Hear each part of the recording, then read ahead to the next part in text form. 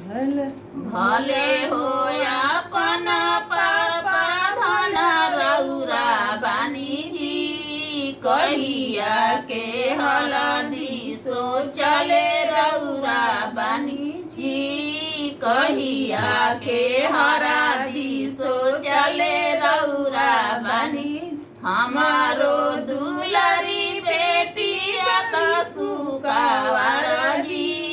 हरदी के झरन झुरन गली कुमिलाई जी हरदी के झरन झुरन गली को मिलाई जी भले हो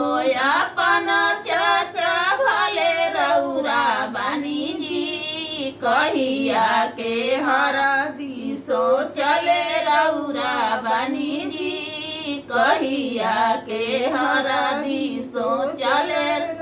हमारो दुलारी बेटी आत सुकावार जी हरदी के झरन झुरन गली को मिलाई जी हरदी के झरन झुरन गली को मिलाई जी।